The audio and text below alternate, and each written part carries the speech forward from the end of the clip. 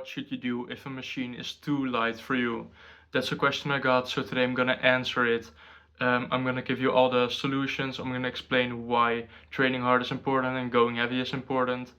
And the last tip I can almost guarantee you've never even heard of. So let's get right into it. First of all, why does it matter how heavy you're going? Why can't you just do keep going light on a machine if you can go heavier?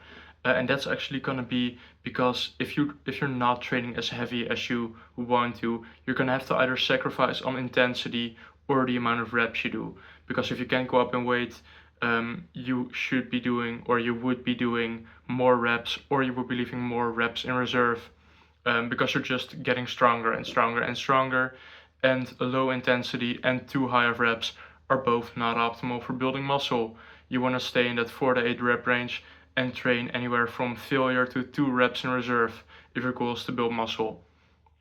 So that's why training hard matters, or that's why the amount of weight you do matters. And training hard and doing low reps is also important for optimal motor unit recruitment, which means it's oversimplified. This means that you will be growing more muscle fibers, which obviously it sounds too good to be true, but it honestly is. It's not going to make a huge difference, but you will be growing more muscle fibers if you're training hard and if you're training in a relatively lower rep range. This is because of Henneman's size principle, which you don't have to understand, but just take it for what it is. Next up is gonna be something that people do to make exercises harder that are not effective, which in my books this is called fatigue maxing, and you can think of this like doing too many reps, doing super slow concentrics, so anywhere over 3-second eccentrics. Some people even do 10-second eccentric, 20-second eccentrics, and the guy that actually is a perfect example of what I call fatigue maxing is Eric Janicki. He's a huge bodybuilder, super big and also super strong, of course. And what he just can't use regular gym equipment because it's too light. So what he does is he just uses super slow eccentrics, super deep ranges of motion, which is also fatigue maxing. And what he's doing with that is he's just using the max amount of weight a machine can handle, and just making it as hard as possible for him so that he can still train relatively hard. None of this is optimal. It's all also perception, increasing your perception of effort. Also not a good thing. It's gonna hinder your performance. Not recommended overall. Next up is gonna be unilateral exercises, which unilateral just means one side at a time. So if you're doing a leg extension with 2 legs, you can use 1 leg at a time, of course. So what that's just gonna be a more isolated version of that exercise, of course.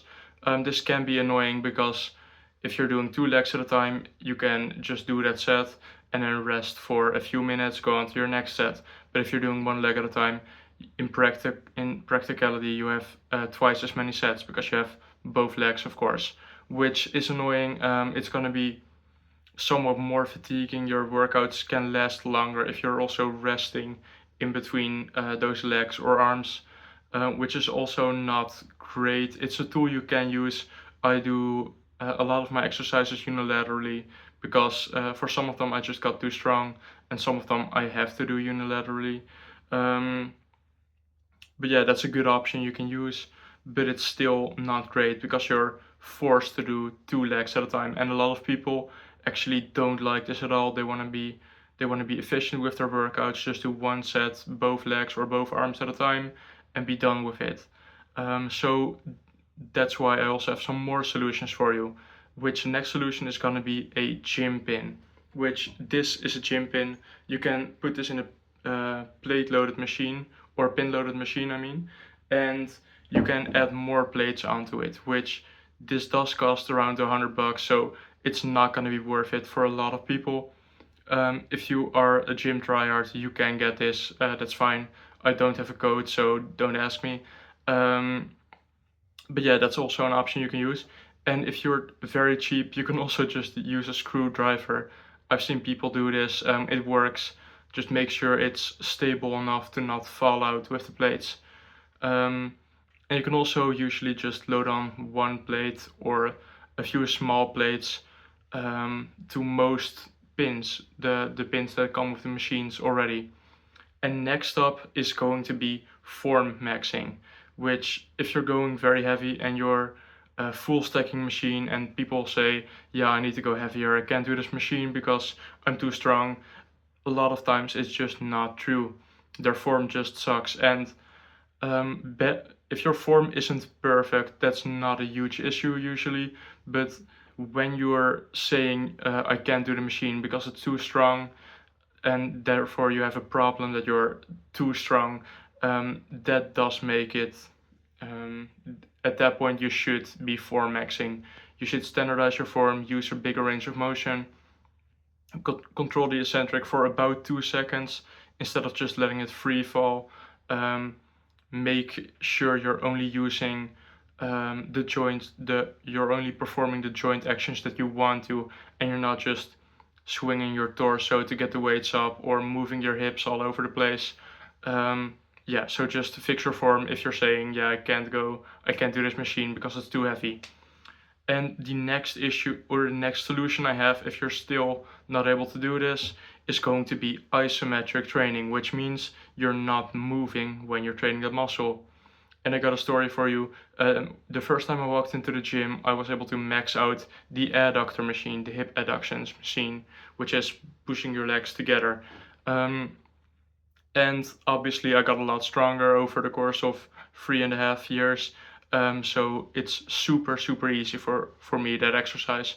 I can add a plate and still do it with one leg. So I really would have to use a lot of plates on a gym pin, which at that point I would still maybe need more weight because my adductors are just strong, or the adductions machine is just way too light actually.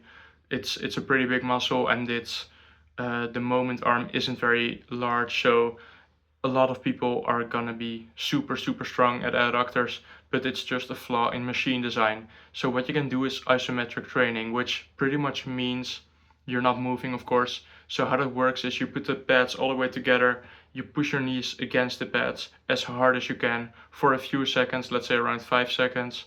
Then you rest for a few seconds and then repeat that cycle 3 times, and at that point you would have a set. So 3 times of 5 seconds of pushing as hard as you can. And do isometrics work?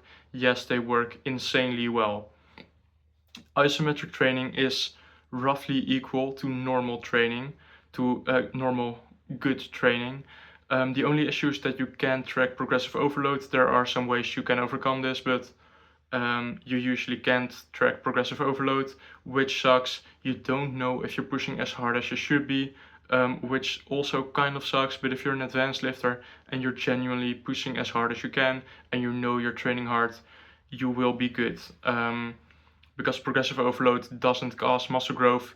If you're training well, you're going to grow muscle, which causes progressive overload. Because if you grow muscle, you're getting stronger. So that's everything you can do to solve the issue of not being able to go as heavy as you can. I personally use isometrics for my adductors, as I said, because I don't feel like loading on 5 plates. I just want to be done with that set. I just want to walk over to the machine and just do the exercise. I don't want to load up 5 plates and load them back. It's just too big of a hassle. So that's my advice for this video. If you have any questions, you can leave them in the comments and I'll make the video on them. And thanks for watching. Bye.